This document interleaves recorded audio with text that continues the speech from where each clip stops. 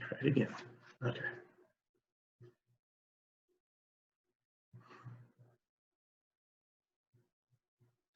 Hello, and welcome to Marysville High School Music. My name is David Heredia, and I'm the music teacher here at Marysville High School. If you're watching this video, then your student is a member of either one of my two beginning guitar classes or my concert band class.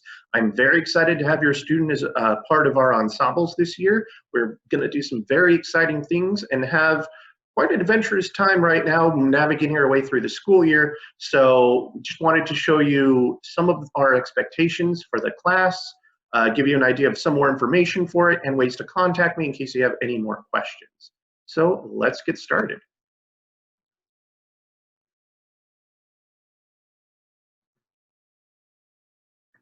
All right, so as I said, Mr. Heredia, and there are my classes and the periods they are. Beginning guitar is 4th and 5th period, concert band is 6th period.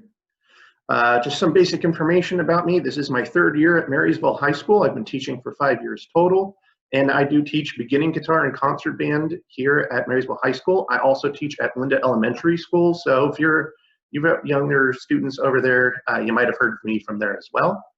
Also, here is my email, dheredia@mjusd.k12.ca.us. I will show this again a little later on if you need to see it again. This is the best way to contact me. Also, we have my phone number right there, 530-741-6180, extension 3135. That goes directly to my office. Email is the best way to get a hold of me. The only way phone number will reach me is if I'm actually there in the classroom, and usually I'm teaching, so it's easier just to contact me by email. I have that on all day, and I can give you a response as quick as I can. All right, so I want to give a couple brief descriptions of both my courses. The first one is guitar. Beginning guitar is a comprehensive course offering instruction in playing the guitar using standard music notation. No prerequisite or previous experience is required, but any previous experience will be helpful. Students acquire musical and technical skills to express music on the guitar and create, perform, and participate in music using the guitar.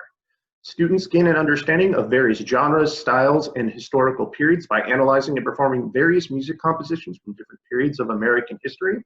Students will perform individually and in groups in order to increase their aesthetic awareness and critical assessments, and to be able to apply these criteria to their own performances. Students will also be introduced to basic music theory. I know that was a lot, and I do apologize. I like big words, but basically, beginning guitar is I am teaching your students how to play music on the guitar. Your students do not have to be beginners to join this class. I have many people who have played guitar even longer than I have in this class, and all I'm really adding to them is the music theory and probably putting names to something they already understand. But this is a class that is focused from the beginning. We are starting slow, and we will progress your students through the individual notes on the strings to basic chords to combining it all together. We will have music history, music appreciation, music theory as well. So it's not just sit down and play the guitar, it's what can we learn about music through the guitar.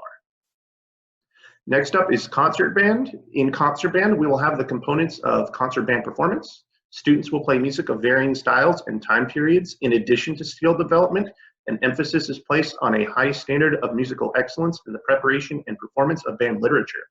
Throughout the year, students will be studying musical history as well as music appreciation, and instrumental and musical fundamentals will be reviewed.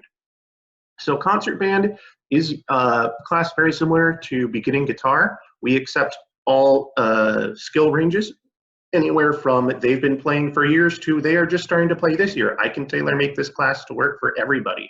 As long as they are trying to learn a concert band instrument, flute, clarinet, saxophone, trumpet, trombone, things like that, we will be able to take them and work with them. Now this year, we are not focusing on ensemble performance as much. Given the current circumstances, that's just too difficult to do. Instead, we're going to be focusing more on individual performances, as well as doubling down on music theory, kind of going over the basics and building from there, as well as looking at musical history and music appreciation. Once again, using band as a tool to explore music in all of its aspects as best we can. Some extra notes that didn't really fit into the description. Students are not required to purchase instruments, equipment, or most materials. We have instruments that are available for checkout from the school, which are free. As long as you don't break them, you're fine. Music will be provided online, either from me scanning them and sending them out, or we are working on getting some more tools which make this easier for us to perform, assess, and send out these pieces. As well as we've discussed free alternatives for tuners, metronomes, and other equipment. I've already talked in the guitar class much about tuning apps and metronome apps that students can get on their own for free. So no money is needed to be spent for this class. Band students, you may need to supply their reeds or oil just to start off the year, simply because the way the year ended last year, I have not been able to restock, and we are working on that. So hopefully we can get that cleaned up very quickly. I do apologize. So for my virtual classroom expectations for all classes, I have the same expectations. Please be logged in to the class video chat and the Google Classroom on time. I allow about 3 to 5 minutes after each class's start time, and we will go over the schedule here in just a second. But I allow a little bit of wiggle room because I know computers take some time to warm up. The internet is sometimes finicky, so I allow a little bit of wiggle room. Be visible in the camera view at all times, if technologically and physically possible. I do know that sometimes students tell me if they have really slow internet or a lot of people on at the same time, video tends to slow down and gets choppy, and then they miss a lot of stuff, so they have to shut down their camera so they can keep up.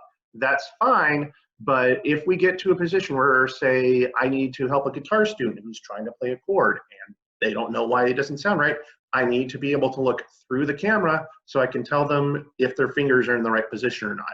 Me describing it to a blank screen and them trying to figure out would be a lot more stressful and a little annoying. So having a video is the easiest way to do that. When your student enters the Zoom meeting, they need to be on mute, and they need to actively participate in the lesson for the whole duration of the class, not just part of it. If they are using the chat function, it must be used appropriately. This is used to ask me questions or let me know of any comments or anything like that, not to chat with their friends while they're supposed to be following along. And if at all possible, please make sure there are no distractions while your student is on camera. Obviously, it depends on the situation they're in. Things happen, but as best we can, we want to make sure that when our students are in the classroom and on camera, it's as if they were in the classroom normally. Out of classroom expectations, we're obviously going to be spending time outside the classroom as well.